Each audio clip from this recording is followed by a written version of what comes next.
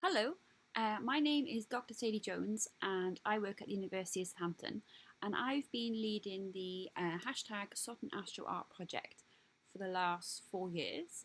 The project started because we had about 4,000 of these photographic plates, which were basically photos from kind of between the 1960s and the 1980s, which were taken of the whole of the the whole of the night sky that can be observed from either the northern hemisphere or the southern hemisphere using these massive survey telescopes. But basically, in the kind of early, kind of late 80s, early 90s, where all of these photos were available online, and the photos were much easier to use in a kind of digital format than these kind of negatives. So the department basically didn't need them anymore, and we decided to give them away to artists. Now, almost 100 different emerging artists from across the world have created artworks which we've exhibited at over at least 8 exhibits we've run. But this kind of few slides I'm going to give today is to introduce the research that kind of we are trying to promote as part of this this art science project, because these older these photographs were taken as a way of surveying the whole sky and trying to document everything that was going on. And these days, the astronomers at the University of Southampton are also trying to survey the sky, but they're focusing on a specific research question.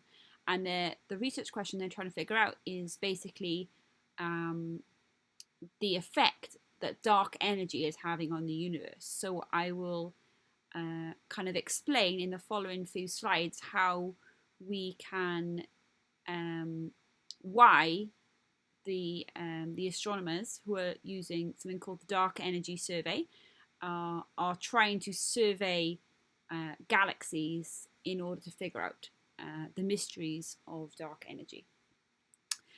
So this is a supernova, which is an explosion at the end of the life of a star, which I will explain a little bit more about later.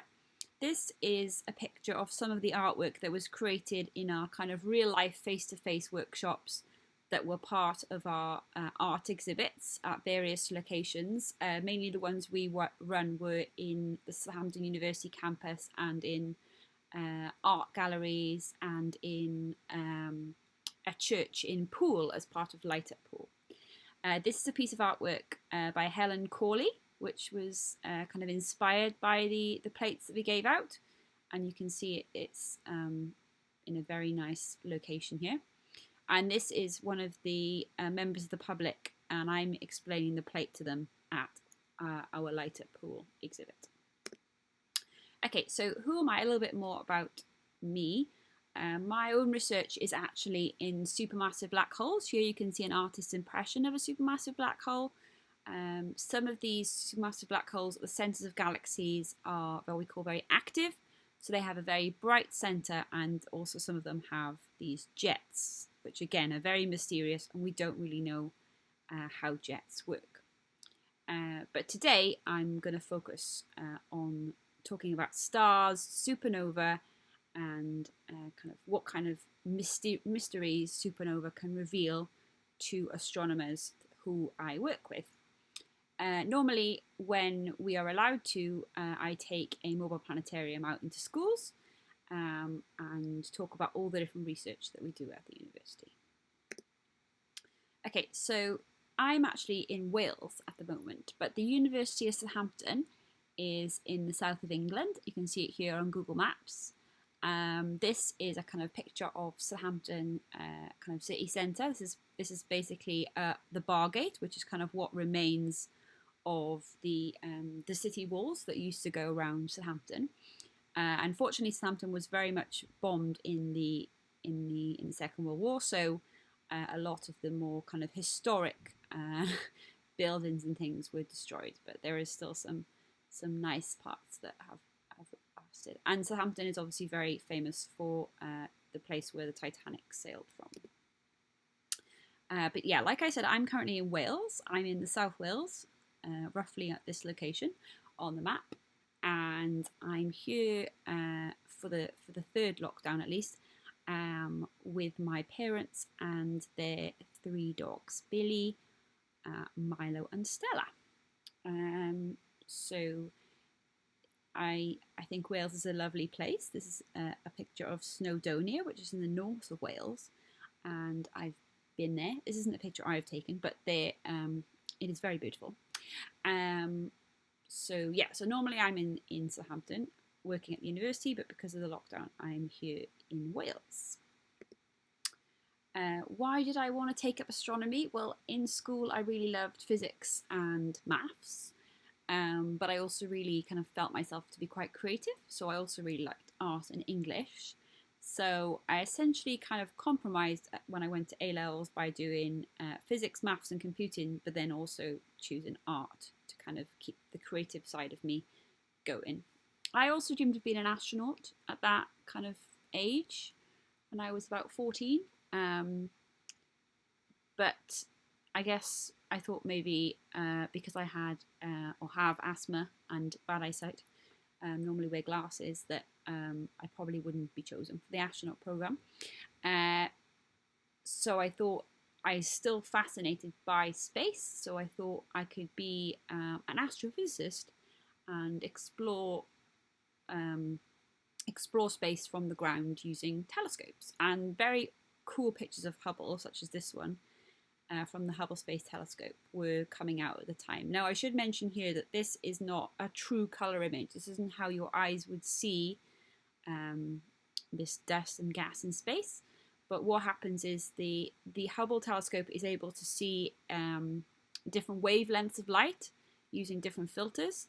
And when the astronomers are trying to kind of understand what's going on in between the dust and gas in the galaxy, they will assign different colours to represent different wavelengths of light, which is why you often see these very beautifully coloured diagrams. But again, this isn't sadly what your eyes would see.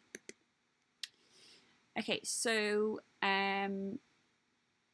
when I decided that I wanted to do astrophysics, I did a 4-year master's in Cardiff University, and there I was lucky enough to do some research with the Fawkes telescope.